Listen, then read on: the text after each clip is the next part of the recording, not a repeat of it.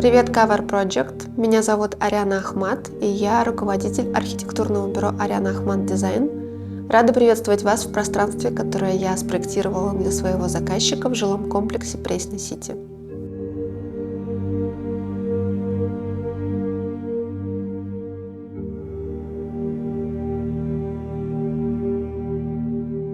В этом жилом комплексе есть ощущение Манхэттена, и, в принципе, это продиктовало какую-то основополагающую линию для этого интерьера.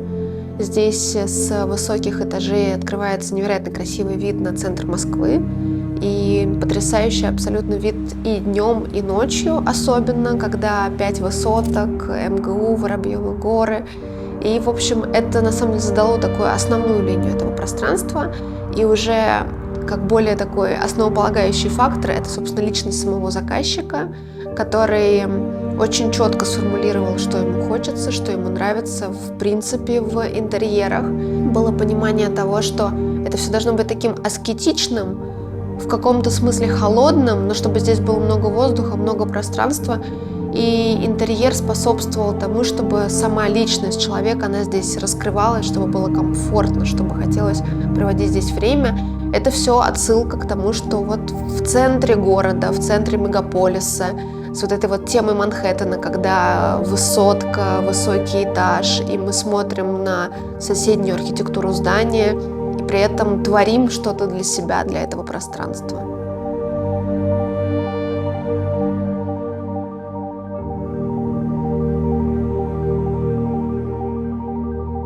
Сама по себе планировка квартиры, она продиктована вот этой монолитной стеной, которая есть, и сразу было понимание, наверное, это будет такая приватная зона спальни, выделенная сама, в которой еще дополнительно вот этим вот ремодезио, прозрачным шкафом выделяется зона самой уже кровати на подиуме с изголовьем. А дальше, собственно, свободное пространство большое, которое осталось, в котором возникает только такой металлический куб. Внутри этого куба находится постирочная зона такая техническая и зона ванной комнаты. Все остальное — это свободное пространство, и только куб, выделяющий такую чуть приватную зону в общественном пространстве, это вот зона, которая является а-ля рабочим кабинетом.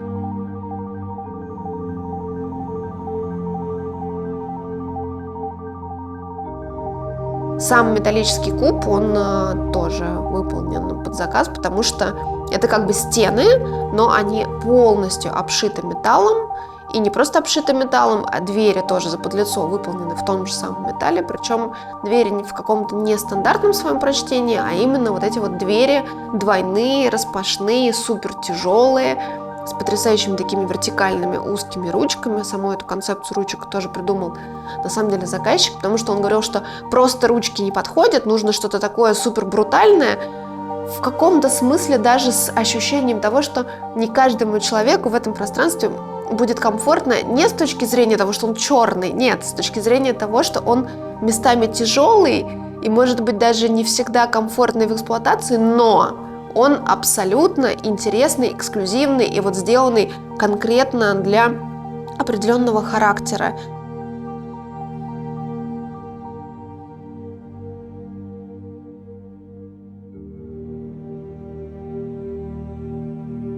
Среди первых объектов, которые должны были появиться в интерьере, это стулья, кресла Рика Оуэнса. Изначально была идея того, что они должны быть именно в этом пространстве. Дальше мы уже смотрели по габаритам, что это должно быть. В общем, мы их искали, мы их смотрели, мы очень долго обсуждали, кто же их может привезти в Россию, потому что это первый Рик Оуэнс, которого привезли в Россию.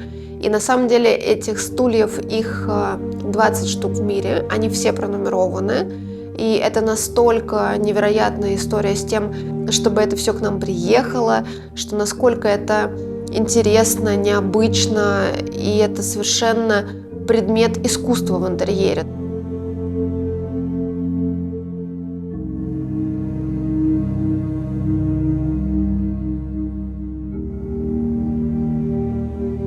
Фоном для этих кресел Рика Оуэнса стала плитка глазурованная, которая была сделана эксклюзивно в Москве под заказ.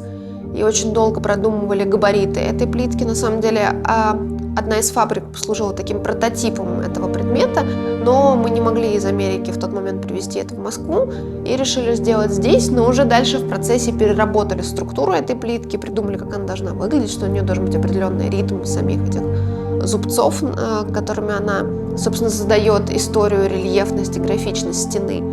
И это такая продолжение истории про то, что здесь в принципе все сделано в этом проекте под заказ. Действительно, и шкафы в спальне, и двери, и изголовье кровати, и пол, и, в общем, практически каждый предмет, который здесь существует, это вот созданная конкретно в это пространство вещь, которая нигде в другом месте оказаться не могла. И в сумме это все создает, на самом деле, совершенно такой интерьер, который даже сложно назвать интерьером. Мне кажется, это все такой большой предмет искусства.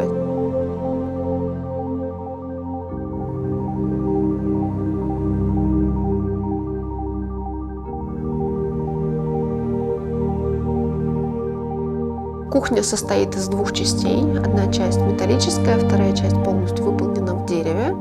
Собственно, металлическая часть, она выполнена в той же отделке, в той же фактуре, как и вот этот металлический куб, вороненый металл. А деревянная часть кухни сделана Денисом Миловановым. И, в принципе, здесь в пространстве очень много его предметов. Это такой вот его бенефис в плане того, что здесь много интересных, нестандартных для него предметов. То есть каждая историю мы обговаривали отдельно, придумывали вместе, как она должна выглядеть. В том числе это дверь потрясающе красивая, которая ведет в зону спальни. Это такая откатная история на очень красивых направляющих наверху, таких брутальных. И сама по себе дверь, она супер тяжелая. И мы обсуждали, какие это могут быть внешний вид этой двери. Не с первого раза как-то все это решилось, но изначально была мысль, что это должна быть какая-то энергетика у этой двери, потому что она ведет в приватную зону, из зоны гостиной.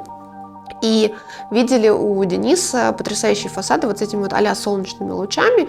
И, в общем, в какой-то момент подумали, что можно эти солнечные лучи применить в виде того, что их несколько, этих вот солнечных кругов, то есть самого солнца на этой двери. И на самом деле он сам делал эту дверь и сказал, что он невероятно, даже сам не ожидал, насколько эффектно, интересно это все получится. Поэтому и кухня, и дверь — это все его труды. Изголовье кровати тоже такое интересное. И в том числе рабочая зона с таким стулом, в каком-то плане, наверное, троном, который диктует самому человеку, который на нем сидит, что всегда нужно с прямой спиной, чтобы как-то правильно мыслить, правильно думать. Такой приятный стол, несмотря на то, что у него не идеально ровная структура, но при этом он тоже вдохновляет на какие-то мысли.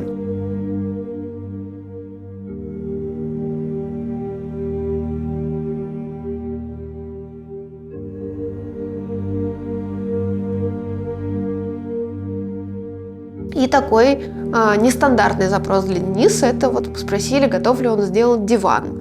Были какие-то разные мысли на тему этого дивана, как он должен выглядеть с низкой спинкой, с высокой спинкой.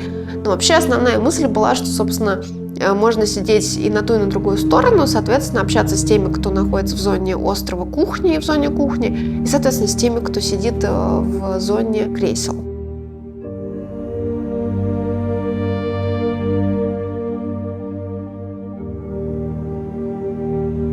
Еще один из интересных предметов, который появляется в пространстве, собственно, рядом с этим диваном Дениса Милованова, это кресло Бакстера, которое было придумано в этот интерьер. Такое, с одной стороны, расслабленное и непонятное, а с другой стороны, оно вот как будто бы абсолютно для этого интерьера. И когда его первый раз увидели, то поняли, что обязательно нужно его сюда привезти, чтобы оно стояло в этом пространстве. Опять же, то, что я видела, я ни в Москве, ни в России ни у кого этого кресла не видела, только в шоуруме в Милане у Бакстера.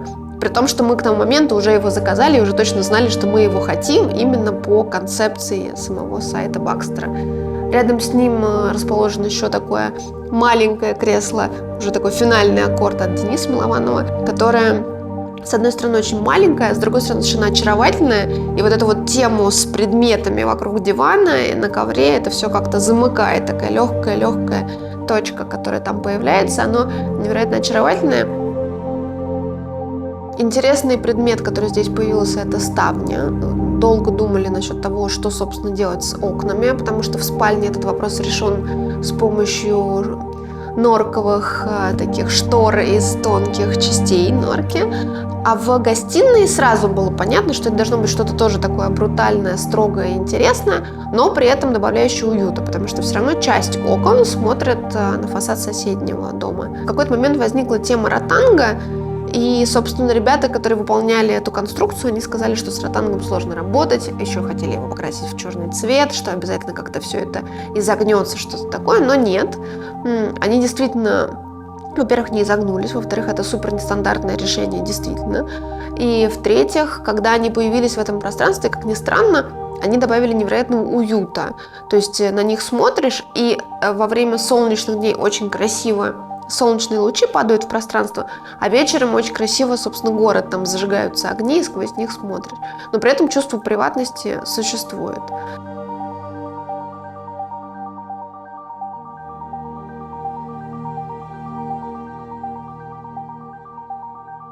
Еще одно пространство, которое, собственно, осталось в этой квартире, это пространство ванной комнаты, тоже в темных оттенках, но там рельефная такая красивая плитка, которая добавляет, на самом деле, в силу игры света, которая там присутствует, интереса этому пространству.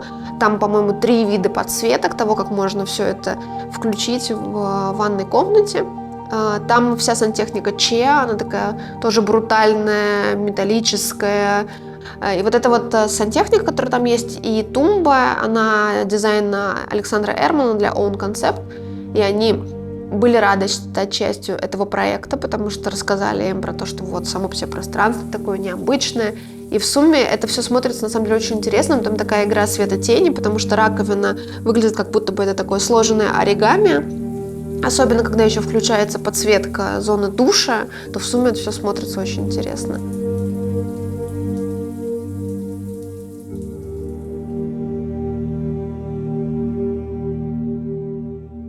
И, собственно, продолжая тему подсветки, в пространстве очень много именно деталей, связанных с тем, как работает свет вечером, вечернее, в дневное время. Например, вот на этой потрясающей кухне острове Дениса Милованова есть встроенный свет, который находится в треке наверху на потолке. И этот свет, он очень красиво направлен на блюда, которые появляются на столе, как будто бы они такие поданные от шефа и красиво подсвеченные. И вот обратите внимание на то, что вы сегодня дегустируете. Это, наверное, к вопросу о том, что каждый момент жизни в этом пространстве, он какой-то необычный, нестандартный, но при этом очень глубоко продуманный.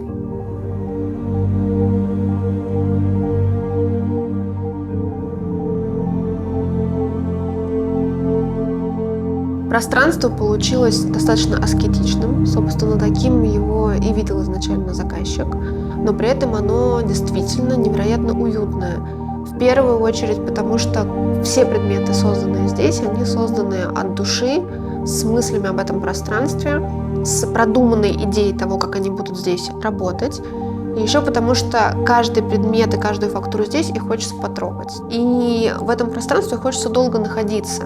Хотя, казалось бы, оно темное, оно может как-то, в классическом восприятии оно должно там угнетать, например. Но на самом деле это не так. Здесь чрезвычайно приятно, и оно даже местами говорит, что, может быть, не надо выходить на улицу, может быть, надо лишний раз остаться здесь, посмотреть на то, как отражаются в зеркальных фасадах Римодезио все вокруг, как играют металлические полки на фоне бетонных стен, как бетонный потолок добавляет большего объема этому пространству, как все фактуры Дениса Милованова играют светотенью, как эта дверь потрясающая, которая отодвигается и задвигается в разные стороны. То есть как будто бы все здесь такими маленькими шажками сделалось вот именно для этого пространства, и это пространство в ответ благодарит и говорит, что да, я уютная, приятная, и здесь хочется находиться.